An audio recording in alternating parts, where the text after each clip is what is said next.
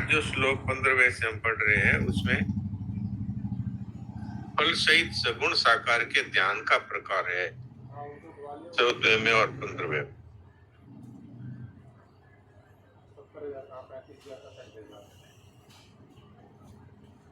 तो ध्यान का प्रकार कैसे है ये 15वें श्लोक में बताया है। मन वश में किए हुए मन वाला योगी मन को इस तरह से सदा परमात्मा में लगाता हुआ मुझ में सम्यक स्थिति वाली निर्वाण परमा शांति को प्राप्त हो जाता है। अब नियत मानस है कौन है? जिसका मन पर अधिकार है। नियत मानस तभी हो सकता है जब उसका उद्देश्य पक्का हो। जब तक संसार का उद्देश्य रहता है तब तक नियत मानस नहीं हो सकता। अब साधक अपने आप को गृहस्थ मानता है, फिर ध्यान योग का साधन करता है तो जल्दी सिद्धि नहीं होती। इसलिए साधक को चाहिए अपने आप को ब्राह्मण, क्षत्रिय, गृहस्थ इत्यादि न मान करके ध्यान करने वाला साधक हूं ऐसा माने और ध्यान के द्वारा परमात्मा की प्राप्ति का ही मेरा उद्देश्य है। इस प्रकार अगर मानेगा तो उसको जल्दी सिद्धि होगी।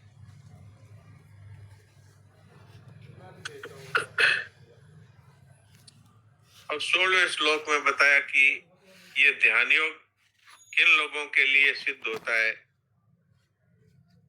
कौन से नियम है ध्यान योगी के लिए, तो इनका वर्णन 16-17 दो श्लोकों में किया कि न तो ये योग अधिक खाने वालों का और न बिल्कुल न खाने वालों का, न अधिक सोने वालों का और न बिल्कुल न सोने वालों का ही सिद्ध होता है। तो किन का सिद्ध होता है? युक्त आहार विहार से युक्त चेष्ट से कर्म सुयुक्त स्वप्नावबोध से योग भवति दुःखः। ये दुखों का नाश करने वाला योग तो यथा योग्य आहार, यथा योग्य विहार, यथा योग्य कर्म चेष्टा, यथा योग्य सोना, यथा योग्य जागने वालों का ही सिद्ध होता है।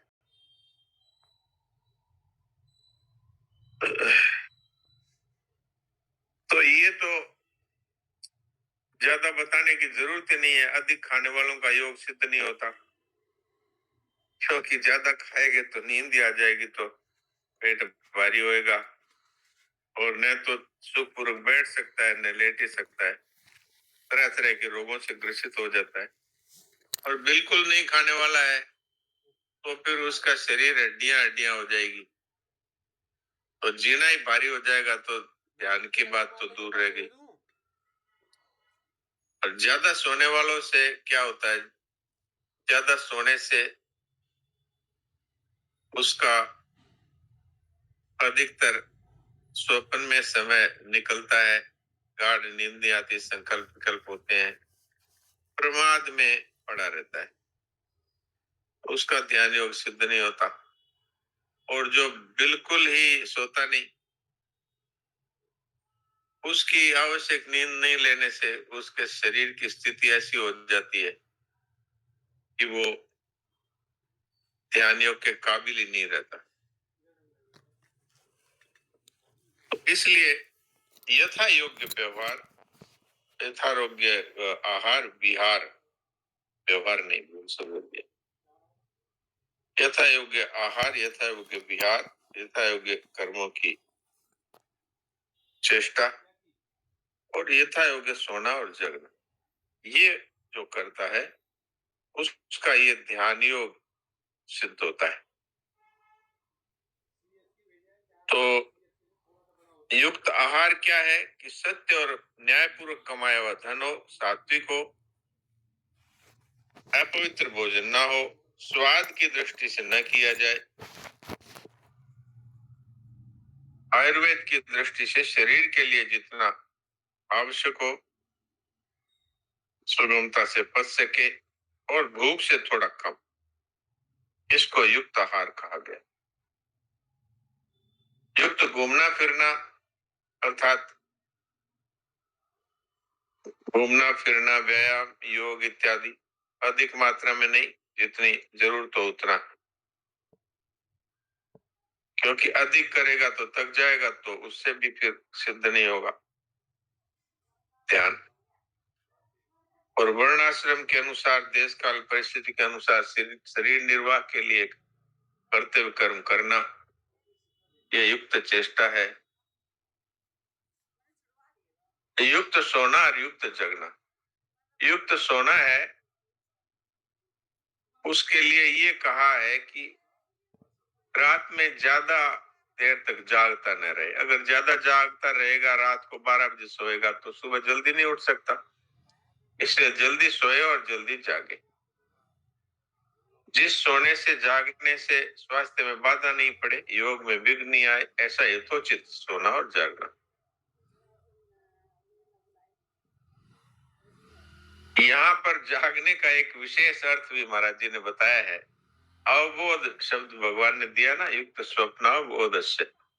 अवबोध का एक अर्थ जागना है, लेकिन यहाँ जागने का एक गहरा अर्थ यह है कि जो हम अज्ञान निद्रा में सोए हुए हैं, संसार को सत्य मान रहे हैं, उसकी जगह संसार की असारता और अपने स्वरूप की जो स्वतः सिद्ध स्थिति है, उसका अनुभव करना, अथवा भगवान के प्रेम के लिए जो समय लगाना है, ये अवबोध का तात्पर्य है। क्यों? जिस कार्य के लिए मानव जन्म मिला है, उस कार्य को करना, यही वास्तव में जगना है। महाराज जी ने इसका बड़ा सरल हमारे लिए चार्ट बना दिया कि भाई हमारे पास पूंजी क्या है। एक तो धन धान्य है और एक आयु है। तो धन धान्य है, इसमें खर्चा भी है और कमाई भी है। खर्चा क्या है? आहार विहार। उपार्जन क्या है? जीविका संबंधी कर्म। आयु में खर्चा क्या है? सोना। और कमाई क्या है? जागना, अर्थात साधन भजन करना। तो महाराज जी ने इसके लिए 6-6 घंटों का समय दे दिया। आहार विहार में 6 घंटे, और खेती व्यापार नौकरी आदि जीविका संबंधी कार्यों के लिए 6 घंटे, सोने के लिए 6 घंटे, और जागने के लिए अर्थात जब तक ध्यान पूजा पाठ इन सब के लिए जागना, इसके लिए 6 घंटे। अब इसमें भी महाराज जी ने ये कहा कि भाई खर्च कम किया जाए और कमाई ज्यादा की जाए, इस पर ध्यान दें। तो सोने में यदि 4 घंटे से काम चलता है, तो फिर भजन साधन में समय बढ़ा दिया जाए।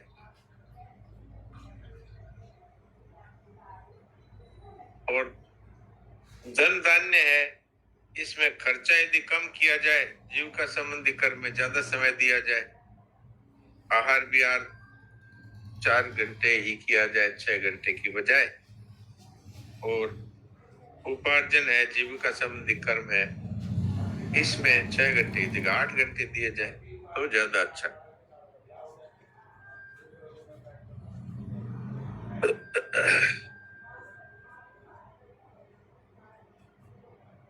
अब 18वां श्लोक जो लास्ट में अभी पढ़ा गया, उसमें ऐसे नियमों का पालन करते हुए स्वरूप का ध्यान करने वाले साधन की क्या स्थिति होती है, आगे के श्लोक में इसमें बताया। उसमें किया हुआ चित्त जिस काल में अपने स्वरूप में स्थित हो जाता है और संपूर्ण पदार्थों से निष्क्रिय हो जाता है, उस काल में वह योगी है, ऐसा कहा जाता है।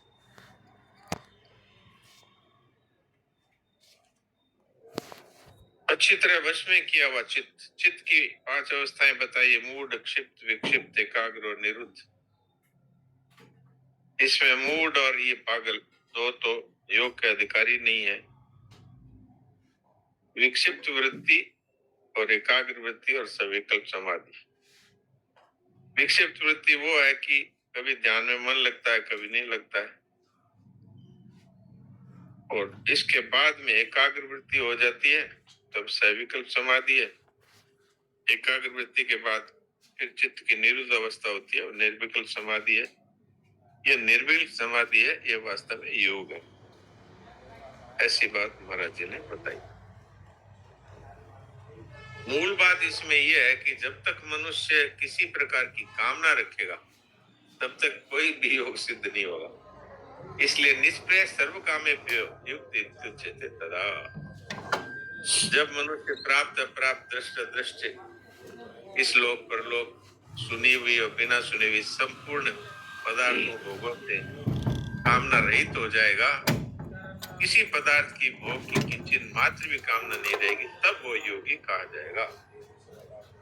वास्तव में ध्यान भी तभी लगेगा, संसार से संबंध रहेगा, कामना रहेगी, ममता रहेगी, तब तक उसका ध्यान लगेगा टूटेगा, लगेगा टूटेगा। जो वास्तविक जो आनंद है स्वरूप का वो उसको नहीं मिलेगा।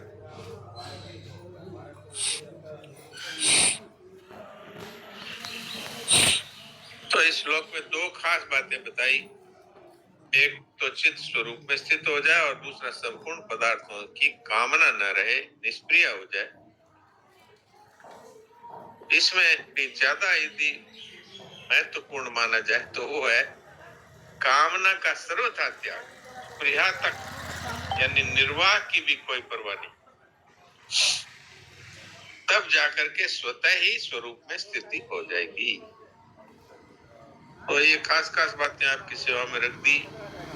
अब इस विषय में कोई विशेष बात बतानी हो अथवा आपस में विचार विनिमय करना हो तो हम लोग बातचीत कर सकते हैं। नारायण नारायण।